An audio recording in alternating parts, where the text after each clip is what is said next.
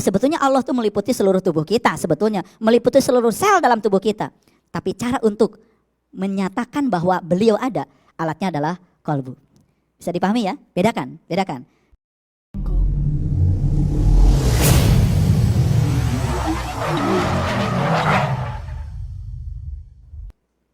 Bahkan Allah itu meliputi semesta ini. Meliputi seluruh ruang kosong dalam semesta ini. Beliau selalu hadir di setiap ruang dan waktu. Tidak ada satu ruang pun di semesta ini yang lepas dari kontrol, dari kekuasaan beliau. Makanya beliau menyatakan diri sebagai Tuhan yang Maha Tahu. Bagaimana tidak Maha Tahu? Beliau meliputi segalanya. Bahkan beliau meliputi segala manusia. Jadi kalau begitu, kalau beliau meliputi segala manusia, berarti beliau itu meliputi si A, si B, si C, si D, dan seterusnya. Makanya orang yang punya kesadaran bahwa Allah meliputi segala manusia, sebetulnya Tuhan yang sama sedang bekerja di tubuh yang berbeda. Bagaimana mungkin kita bisa saling menyakiti? Saat kita melihat orang, yang dilihat bukan orang, di belakangnya kan ada Allah. Kalau kesadaran ini ditumbuhkan, tidak mungkin lagi di semesta ini ada orang yang saling menyakiti, saling merendahkan. Yang ada adalah saling menghormati dan saling menjunjung tinggi. Disitulah sebetulnya kita latihan toleransi, mulai dari pemahaman terhadap kesadaran itu. Jadi kalau saya umpamakan, ruhku yang ditiupkan ke dalam diri kita ini satu tetes air kecil saja di samudra. Dan sekali lagi ini perumpamaan tidak sepenuhnya benar. Karena Allah tidak bisa diumpamakan sebagai samudra. Karena ini adalah logika saja untuk memudahkan pemahaman. Kalau diri kita ini satu tetes air yang ada di laut, dan Allah itu samudra yang tanpa batas. Untuk bisa menyelidiki sifat-sifat air satu samudra, kan tidak mesti kita mengambil samudra dipindahkan ke laboratorium. Cukup mengambil satu tetes air saja dari samudra ke laboratorium. Kemudian dites, rumus molekulnya sama H2O, salinitasnya akan sama, tingkat kegaramannya akan sama, massa jenisnya akan sama. Dengan demikian kalau kita ingin tahu sifat air yang satu samudra, tidak mesti satu samudra diangkat ke laboratorium, cukup satu tetes saja. Barangkali ini memudahkan untuk tahu dan kenal Allah yang maha tak terbatas. Maka Allah sudah mengizinkan kepada kita, karena bagian dari dirinya, itu adalah diri sejati kita. Makanya siapa yang kenal dirinya, dia akan mengenal Tuhannya. Bagaimana mungkin seorang rasul di zamannya mengatakan sesuatu yang tanpa pengalaman? Tentu saja kata-kata beliau ini sudah didasari oleh sebuah pengalaman. Karena beliau pun mengenal Tuhan melewati pengenalan pada diri sendiri. Yang mana diri kita? Ada 3 unsur dalam diri kita. Unsur yang pertama adalah tubuh. Apa itu tubuh? Di dalam tubuh kita ada atom, ada molekul. Molekul membangun jaringan saraf. Saraf membangun organ, kemudian terbentuklah tubuh yang sempurna. Bagian yang terkecil dari inti tubuh kita adalah sel. Di dalam sel ada sekian banyak atom. Dalam satu sel saja, sedemikian banyak atom. Inti sari dari sel itu adalah DNA. Dalam satu DNA saja ada 5 atom. Ada karbon, ada hidrogen, ada nitrogen, ada oksigen, ada fosfor. Sekarang dalam satu atom, kalau kita selidiki, itu ada 3 unsur. Ada kekosongan dalam atom, itulah dia yang mengisi kekosongan itu. Ada unsur materi, elektron, neutron, dan proton, itu materialnya. Dan ketika materi berpadu dalam inti, membentuk energi. Dalam satu atom ada 3 unsur, ada unsur kekosongan, dia sang pengendali segalanya, kan tidak mungkin dalam kekosongan tidak ada yang mengendalikan. Siapa yang bisa menggerakkan elektron? Yang kedua pasti ada unsur energi, yang mengikat. Yang ketiga ada unsur materi.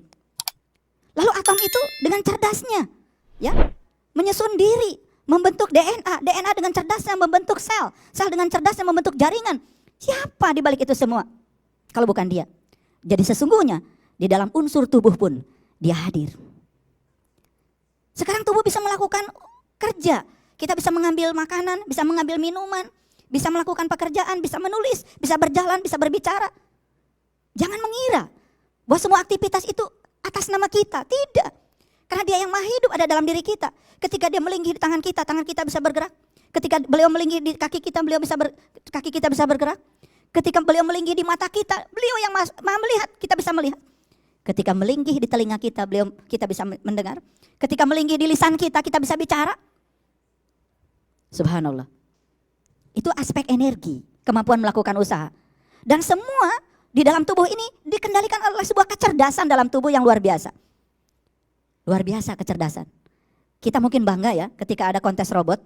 Ada robot bisa pegang bola, ada robot bisa nendang bola, Ada robot bisa nulis, ada robot bisa mengambil sesuatu sesuai dengan tugasnya, ada robot bisa memadamkan kebakaran, ada robot bisa mengambil air. Di seluruh sekujur robot penuh dengan sensor. Kok kita bangga ya ketika robot bisa melakukan itu? Padahal banyak keterbatasan pada robot. Tubuhnya tidak sefleksibel kita. Kulitnya tidak sefleksibel kita. Wajahnya pun tidak secantik dan seganteng kita barangkali. Kaku semuanya. Kita bangga ketika melihat robot. Siapa yang kita banggakan dari robot itu? Tentu saja yang dibalik robot itu, penciptanya. Wah, hebat. Dia bisa menciptakan robot, hebat. Kadang-kadang kita terhenti di situ. Siapa yang menciptakan pencipta robot itu? Dia yang memiliki segalanya. Bukankah manusia pun hanya meniru dari apa yang pernah dikerjakan oleh beliau? Kenapa kita tidak bangga pada tubuh kita sendiri? Karena tubuh ini adalah keajaiban yang luar biasa. Selidiki ke dalam, temukan rahasia tubuh. Selidiki ke dalam, temukan rahasia pikiran. Selidiki ke dalam, temukan rahasia jiwa. Saat kita menemukan kesadaran tubuh, kesadaran pikiran, kesadaran jiwa, maka disitulah kita akan bertemu dengan kesadaran ilahi. Disitulah terjadi yang namanya proses pengenalan. Maka mengenal dirinya, mengenal Tuhannya. Itu sebabnya untuk mengenal Tuhan, jangan pernah keluar dari tubuh kita sendiri. Karena Tuhan sendiri berfirman dalam Al-Quran, aku bentangkan kebesaranku di segala ufuk. Dan yang paling penting, aku bentangkan kebesaranku pada dirimu sendiri. Dan segala kebutuhan tentang dirimu sudah aku sediakan dalam dirimu sendiri. Betapa luar biasa. Itu sebabnya para leluhur kita mengatakan, siapa yang bisa menemukan rahasia semesta kecilnya, maka dia akan menemukan rahasia semesta besarnya. Orang fisika berbicara tentang teori Big Bang, ledakan alam semesta. Kapan ledakan itu terjadi? Ketika Tuhan menciptakan 3 atom perdana, 3 atom perdana itu helium, lithium, deuterium, kemudian memampat, dan kemudian terjadi ledakan yang sangat luar biasa. Lalu ketika ledakan itu terjadi, terbentuklah alam semesta, dan terbentuklah unsur-unsur dan atom-atom yang lain. Dan kalau diperhatikan, apa yang terjadi di semesta besar, pernah terjadi di semesta kecil. Kalau semesta besar dibangun oleh 3 atom perdana, helium, lithium, dan deuterium, sedangkan tubuh kita dibangun oleh 2 sel. Sel dari ayah kita, sel dari ibu kita menyatu, memampat di rahim ibu. Dan setelah menyatu dan memampat atas izin dia, terjadilah proses ledakan sel. Lalu terbentuklah sekitar 100 triliun sel dalam tubuh kita. Bukankah ada kesimetrian antara semesta besar dengan semesta kecil? Maka siapa yang menemukan rahasia tentang dirinya, maka dia akan menemukan rahasia tentang Tuhannya. Sangat masuk akal kalau Rasulullah bersabda, man arafa nafsahu faqad arafa. Bismillahirrahmanirrahim. Assalamualaikum warahmatullahi wabarakatuh. Waalaikumsalam warahmatullahi wabarakatuh. Ayah Guru, saya menanyakan bagaimana menyelaraskan hati dengan pikiran untuk mencapai kekhusyuan. Contohnya dalam kita mau sholat. Terima kasih. Assalamualaikum warahmatullahi wabarakatuh. Waalaikumsalam warahmatullahi wabarakatuh. Pertanyaan yang sangat singkat ya, tapi penjelasannya tidak sesingkat itu. Pertanyaannya sederhana. Bagaimana cara menselaraskan hati dan pikiran?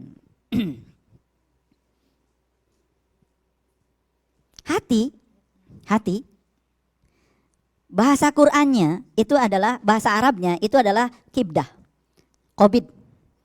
Hati itu sebetulnya segumpal daging yang di dada. Di Quran tidak pernah ditemukan kata qobid atau kibdah. Di Quran itu yang ada itu kata kolbu, lub, fuad.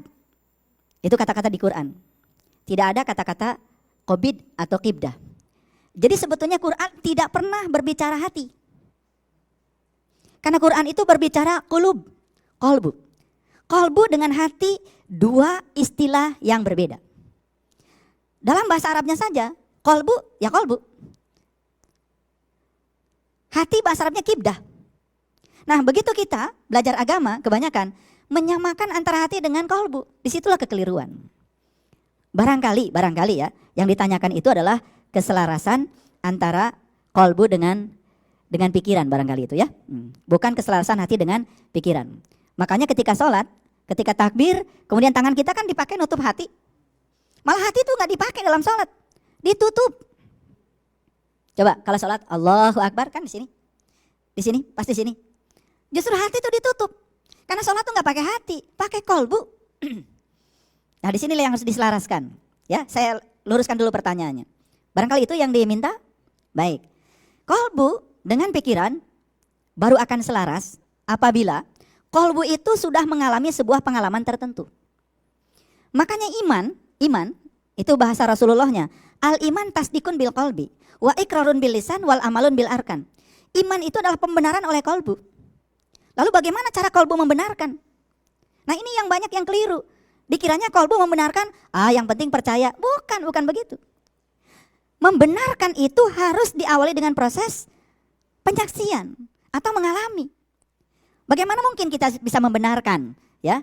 Kalau duren itu rasanya enak, kalau kita nggak pernah makan duren. Dan tidak mungkin kita bisa membenarkan rasanya duren itu enak, gurih, manis, kalau kita belum pernah makan duren. Kan nggak mungkin. Jadi kalau ada orang yang bisa, kamu percaya duren itu enak? Percaya? Kamu pernah makan duren? Nggak pernah? Kayaknya ini perlu diperiksa itu ya, kesehatan jiwanya. Kamu percaya ya, kalau sop buntut itu enak? Oh percaya. Pernah makan sop buntut? Dengar aja baru sekarang. Kan itu harus diperiksa barangkali ya, kesehatan pikirannya, jiwanya. Nggak mungkin. Seseorang baru bisa membenarkan kalau dia pernah menyaksikan, pernah merasakan, pernah mengalami. Berarti kalau kata Nabi, al iman tasdikun bil qalbi, iman itu pembenaran oleh kolbu. Tidak cukup dengan meyakini tanpa mengalami. Berarti untuk membenarkan si kolbu ini harus mengalami sebuah proses spiritual tertentu. Nah disitulah yang sering kita lupakan. Bagaimana proses mengalami kolbu itu? Pertanyaannya apa itu kolbu? Tanya dulu. Nah kalau kita lihat hadis qudsi, Allah menjelaskan dalam hadis qudsi, langit dan bumi tidak akan cukup menampung zatku. Tapi kolbunya orang yang beriman, itulah sebenar-benarnya rumahku. Jadi menurut Allah sendiri yang namanya kolbu itu adalah rumahnya Allah. Hati-hati dengan kata rumah. Kalau rumahnya Pak Maman yang bertanya barusan, ya tentu saja Pak Maman tinggal di situ. Rumah dengan Pak Maman, rumah itu adalah ruangnya, Pak Maman adalah orang yang tinggal. Kata Allah tinggal di Baitullah bukan berarti Allah itu memiliki ruang dan waktu untuk tinggal. Beliau tidak butuh ruang dan waktu. Dan kolbu itu hanya merupakan sarana untuk melakukan proses penyaksian dan pengalaman. Bukan berarti Allah tinggal di situ. Jadi kalau kolbu kita dibelah juga Allah tidak tinggal di situ. Kadang-kadang kan kita bingung. Katanya Allah itu lebih dekat kepada kita melampaui dekatnya urat nadi leher kita. Tapi ada yang mengatakan katanya Allah ada di mana-mana. Mencarinya tidak perlu kemana-mana. Sebetulnya bukan Allah ada yang dalam diri kita. Diri kita ini ada dalam Dia. Itu yang sebenarnya. Makanya beliau meliputi diri kita, meliputi alam semesta ini. Tetapi beliau tidak terkonsep oleh konsep ruang dan waktu. Jadi apa itu kolbu? Kolbu itu tempat yang disediakan Tuhan untuk mengalami sebuah proses meyakini Tuhan. Sekali lagi, sebuah lokus yang disediakan Tuhan untuk mengalami proses meyakini Tuhan lewat sebuah pengalaman spiritual tertentu. Disitulah perlu bimbingan seorang yang ahli untuk memasuki kolbu itu. Nah, ketika sudah mengalami, ya, kolbu itu mengalami, makanya kolbu memiliki akibat. Akibat dari mengalami dan kolbu itu diberi potensi 3. 1 potensi melihat, 2 potensi mendengar, yang ketiga potensi memahami. Nah, kalau ketiga potensi dalam kolbu itu diberdayakan, lalu kolbu akan menyatakan aku yakin. Dan yang diyakini itu bukan keyakinan yang kosong, keyakinan yang sesungguhnya. Itu yang disebut dengan keyakinan yang isbat al yakin. Nah, kolbu itu tempat di mana jiwa bersemayam. Tempat di mana ruh bersemayam. Oleh karena itu, ya, bukan berarti ruh itu ada di situ saja. Kan sebetulnya kalau kita lihat tubuh kita, ya, di seluruh sel kita pasti ada kehidupan. Kalau tidak ada kehidupan, kita tergores, tidak mungkin kan tubuh kita bisa sembuh lagi. Tetapi itu adalah sarananya. Jadi sebetulnya Allah tuh meliputi seluruh tubuh kita sebetulnya. Meliputi seluruh sel dalam tubuh kita. Tapi cara untuk menyatakan bahwa beliau ada, alatnya adalah kolbu. Bisa dipahami ya? Bedakan. Jadi bukan berarti kolbu itu kemudian Allah di situ saja, lalu tidak ada di tempat yang lain. Kalau beliau yang maha hidup, hanya ada di kolbu saja, bagaimana tangan bisa bergerak? Sedangkan bergerak itu kan harus ada 3 unsurnya. Harus ada kecerdasan, harus ada energi, harus ada materi. Bisa dipahami? Oke, itu kolbu.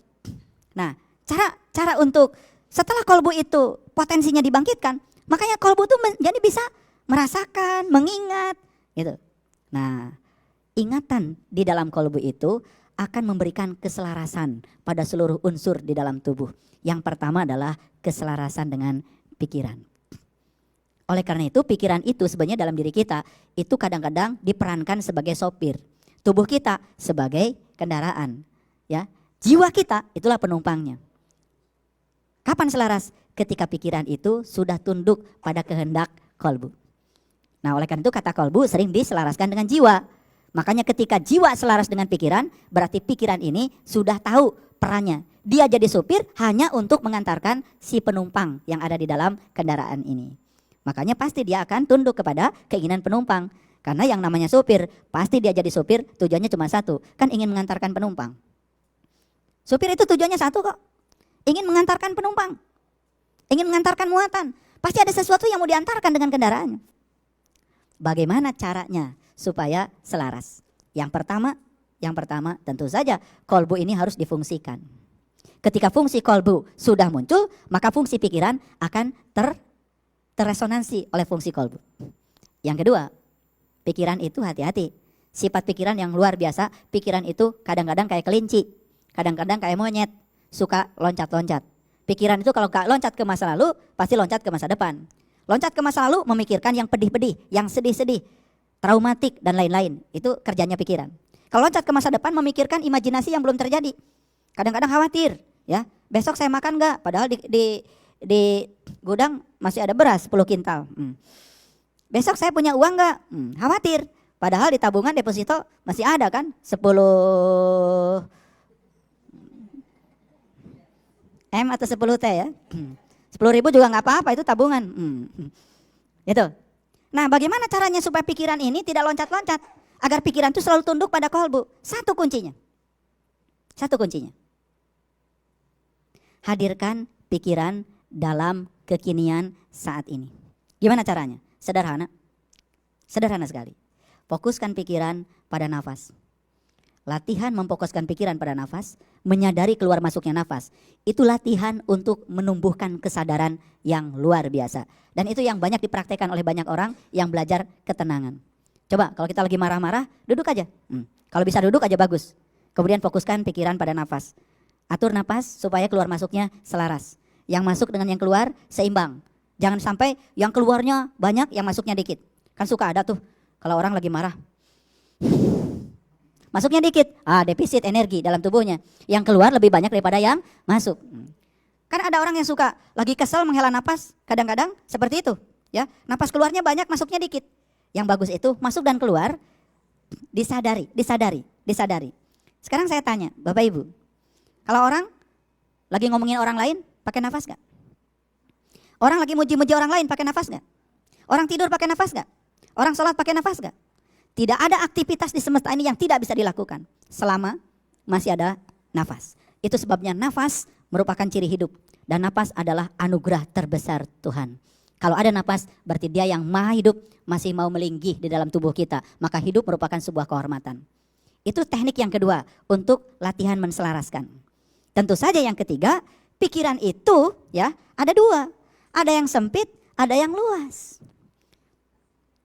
Nah pikiran yang sempit, kalau ada energi di situ biasanya mudah meledak. Tapi kalau pikiran yang luas, ketika ada energi, sekalipun energi buruk di situ, tidak mudah meledak. Karena apa? Sebesar apapun energi kemarahan, kalau pikirannya sudah luas, tidak akan pernah membuat ledakan. Nah disitulah terjadi keselarasan. Itu sebabnya pikiran harus selalu ditundukkan pada kolbu. Belajar agama sesungguhnya adalah melatih agar pikiran selaras dengan kolbu. Nah teknik-teknik yang saya berikan barusan itu baru teknik permulaan. Gimana selanjutnya? Masih jauh. Tidak mungkin saya berikan kursus di tempat yang singkat ini untuk bisa menselaraskan itu. Orang belajar meditasi bertahun-tahun baru bisa selaras. Ya, Nabi Muhammad juga latihan menselaraskan kolbu dengan pikiran 15 tahun di Gua Hiro. Di tempat sepi, ya, di tempat yang menyatu dengan semesta. Apalagi kita ya, Gua Hironya juga belum punya, betul nggak? Ya, kadang-kadang kamar pun masih berisik kan dengan pikiran kita sendiri. Itulah teknik menselaraskan. Semoga dimengerti ya, walaupun penjelasannya baru tingkat permulaan. Pertanyaan sangat bagus. Semoga pertanyaan Pak Maman juga pertanyaan semua orang di semesta ini ya. Baik, masih ada pertanyaan? Saya ada 5 pertanyaan. Satu-satu mau dulu. Disaring satu-satu dulu. Ya. Boleh 5-5-nya tapi satu-satu dulu, nanti giliran. Berkaitan dengan pertanyaan sebelumnya Pak Maman, di dalam berdoa, sembahyang ataupun sholat, itu saya ada beberapa informasi menurut saya kontradiktif. Ya. Tapi saya tidak tahu apakah pemahaman saya itu betul atau tidak. Jadi ada yang menginformasikan bahwa kalau sholat itu setiap lafalnya harus diucapkan. Ya. Kemudian ada juga lah kalau diucapkan kita jadi hati. Jadi lebih baik dalam hati. Kemudian saya cari bahwa kalau diucapkan itu mempengaruhi getaran karena mengucap kemudian bergetar. Saya juga baca di Masaru Emoto bahwa setiap molekul air kalau ada getaran dia akan beresonansi. Tapi kemudian kalau saya praktekkan sendiri kalau diucapkan, sementara saya belum paham betul ucapannya, akhirnya ya saya cuma ikut-ikutan tanpa memahami esensinya. Nah itu menurut Pak Guru bagaimana antara dua sudut pandang ini? Ya itu dulu. Baik, satu dulu. Satu juga itu tidak akan selesai 10 SKS itu. Karena kalau berbicara kehusuan dalam sholat itu menjadi sebuah masalah besar itu bagi semua orang yang masih mau melaksanakan sholat ya. Kalau yang tidak mau melaksanakan itu kan gak usah dibicarakan. Untuk yang masih mau. Karena pada tingkat kesadaran tinggi sholat itu sudah bukan lagi sebagai sebuah kewajiban harusnya. Karena wajib itu kan basis motivasinya kan reward and punishment. Dilaksanakan dapat pahala, ditinggalkan dapat siksa. Sebuah pekerjaan di bawah tekanan seperti itu, makanya adrenalin kita pasti lebih banyak daripada dopamin. Makanya kimia kebahagiaannya menjadi sangat jauh. Makanya kalau baca salah satu kitab Imam Al-Ghazali tentang kimia kebahagiaan, itu yang beliau ceritakan itu bagaimana sholat itu merupakan sebuah kebahagiaan. Sehingga kimia tubuh itu ya menghasilkan unsur-unsur yang dapat menunjang kebahagiaan. Nah pertanyaan dari Ibu Sulis tadi, bagaimana dalam doa itu ketika sholat kan? Apakah diucapkan secara lisan atau cukup dalam hati? Baik, saya akan merujuk satu ayat dulu supaya kita punya panduan. Nanti bisa lihat Bapak Ibu di Quran surat Al-A'raf, itu ayat yang ke-55. Al-A'raf ayat ke-55, ada ayat yang sangat bagus, bunyinya seperti ini. Ud'u rabbakum tadarruan wa khufyatan. Innahu la yuhibbul mu'tadin. Ud'u rabbakum tadarruan wa khufyatan. Ud'u itu artinya undangan. Ud'u itu artinya ajakan. Jadi saya terjemahkan dulu apa adanya. Ud'u rabbakum, undanglah Tuhanmu. Tadarruan dengan penuh rasa hormat, wa khufyatan dan tersembunyi. Khofi itu tersembunyi. Tapi kalau ud'u mau diterjemahkan doa, itu juga tidak terlalu salah. Walaupun memang arti yang sebenarnya dari ud'u itu sebetulnya adalah undanglah. Jadi sebetulnya kalau sholat mau dipandang sebagai doa dan doa itu adalah permintaan, itu menjadi kurang optimal sholat itu. Maka pandanglah sholat sebagai doa, tapi doa bukan sebagai permintaan, doa sebagai undangan. Jadi ketika kita sholat sebenarnya kita sedang mengundang Tuhan untuk hadir. Dan cara mengundang itu yang paling bagus. Contoh yang sederhana. Kita mau mengundang orang tua kita ke rumah kita. Pasti kan beres-beres. Betul nggak? Disediakan kasur yang paling nyaman buat orang tua kita. Jika perlu disediakan makanan yang paling disukainya. Betul? Pokoknya pasti beres-beres deh. Kita mau mengundang, mohon maaf, orang penting misalkan di negeri ini. Siapa saja. Beres-beres nggak pasti? Beres-beres. Rumah yang belum dicat aja pasti dicat dulu. Betul nggak? Nah, ini rumah kita, tubuh kita, semesta kecil ini mau dihadiri Tuhan. Berarti kita sedang menyediakan kehadirannya. Bagaimana cara mengundang Tuhan? Tentu saja mengundang Tuhan itu bukan dengan kata-kata. Kata-kata itu hanya merupakan alat komunikasi. Intisarinya bukan di situ. Mengundang Tuhan berarti menyediakan sebuah keadaan supaya Tuhan hadir. Oke, saya sederhanakan saja. Tuhan Maha Pengasih. Bagaimana cara mengundang yang Maha Pengasih? Jadilah Bapak Ibu yang yang pengasih. Tuhan Maha Penyayang. Akan hadir nggak? Hadir. Kalau kitanya penyayang. Tuhan Maha Sabar. Akan hadir nggak? Hadir. Kalau kitanya juga penyabar. Tuhan Maha Luas. Akan hadir. Kalau kitanya juga luas. Tuhan Maha Suci akan hadir kalau kitanya suci. Tuhan Maha Bijaksana akan hadir kalau kita bijaksana. Tuhan Maha Lembut akan hadir kalau kitanya juga lembut. Jadi orang kasar mengundang Tuhan yang maha lembut, ya nggak bisa, tak akan hadir. Jadi sebetulnya sholat dalam bahasa Arab itu artinya pelekatan, penyatuan. Penyatuan siapa? Penyatuan seorang hamba dengan Tuhannya. Saat menyatu seorang hamba dengan Tuhannya, disitulah yang disebut dengan jamaah secara hakikat. Jamaah itu di situ. Dan secara syariat yang namanya jamaah biasanya kita artikan sejumlah orang ya. Melaksanakan sholat secara itu jamaah juga. Itu syariat ya. Tapi alangkah ngerinya ya. Orangnya banyak di masjid. Tubuhnya banyak, tapi masing-masing orang sedang memikirkan urusannya sendiri-sendiri. Tidak ada satu orang pun yang menghadirkan Tuhan, menyatu dengan Tuhan. Lalu di mana letak jamaahnya? Yang namanya shaf di dalam Al-Quran, ya, shafan itu, shaf itu barisan. Rapatkan barisan supaya tidak ada celah. Kalbu kita mengingat yang selain Tuhan, maka disitulah khusyuk terjadi. Jadi intisarinya sholat di mana? Di dalam Quran dikatakan, Innani anallah la ilaha illa ana fa'budni wa aqimis sholata li zikri. Sesungguhnya aku adalah Allah, tidak ada Tuhan selain aku. Oleh karena itu sembahlah aku, dirikanlah sholat untuk mengingat aku. Intisarinya sholat adalah mengingat Tuhan. Loh, bagaimana dengan bacaan? Bacaan itu sarana komunikasi. Contoh, saya sedang bicara dengan siapa nih sekarang? Dengan ibu bapak kan? Tidak mungkin kan saya bicara di ruang kosong.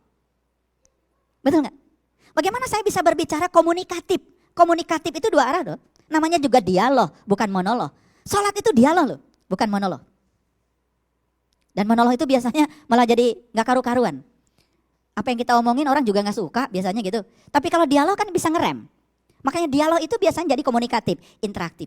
Sholat itu bukan monolog, tapi dialog. Dialog antara siapa? Hamba dengan Tuhan. Tentu saja Tuhan tidak bisa dibatasi bahasanya dengan bacaan sholat. Dan hebatnya ketika kita tidak mengerti pun bacaan sholat, Tuhan itu udah mengerti bacaan kita. Apalagi ketika mengerti, itu lebih baik. Jadi oleh karena itu, yang pertama kalau mau sholat, kenali dulu yang mau kita sembah. Supaya kita bisa ingat pada beliau. Setelah beliau kita kenal, kan berarti ada dua arah. Lalu lantunkan bahasa dengan cara yang diajarkan Quran surat Al-A'raf tadi. Tadarruan wa khufyatan. Dengan penuh rasa hormat dan tersembunyi. Jadi sebetulnya kalau menurut bahasa Quran, kalau sholat mau dipandang sebagai doa, doa itu yang bagus adalah yang tersembunyi. Yang tersembunyi berarti yang ada di batin. Terjawab? Oke. Jadi tadi kan ada kontradiksi yang dirasakan Ibu Sulis. Kontradiksinya apa? Kalau bacaan dikeraskan, kemudian kok getaran-getarannya nggak enak kan gitu, nggak nyaman bagi jiwa. Tapi begitu bacanya disembunyikan, itu jadi kerasa. Kimia tubuhnya berjalan, ada kenyamanan di situ. Mohon maaf ya untuk yang berbeda dengan penjelasan saya. Mari kita tidak usah memperuncing perbedaan. Ya, kita belajar saling menerima perbedaan. Karena pada akhirnya tingkat kenyamanan seseorang ketika sedang sholat itu yang akan mewujudkan tingkat perubahan kesadaran pada orang yang bersangkutan. Dan itu yang paling penting. Itu pertanyaan yang pertama ya. Masih ada 4 lagi toh? Kita minta yang lain dulu. Silakan yang lain dulu kalau mau bertanya. Silakan. Assalamualaikum warahmatullahi wabarakatuh. Waalaikumsalam warahmatullahi wabarakatuh. Ya guru, saya Damar mau nanya. Dalam surat Al-Kahfi itu ada ayat yang dimana menyebutkan mendirikan dinding-dinding yang roboh. Itu makna hakikatnya apa ya? Baik. Itu pertanyaannya? Ya. Aduh, susah sekali. Terima kasih, ayah guru. Yang bertanya namanya Damar. Damar itu kakaknya Lilin. Harusnya sudah bisa menerangi diri sendiri. Bagus, pertanyaannya bagus ya. Jadi itu di Quran surat Al-Kahfi ya.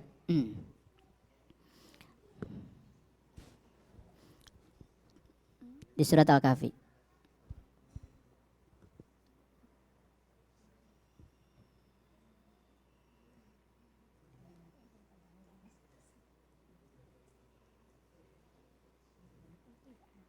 Ya, itu adanya di Quran surat Al-Kahfi ayat 77.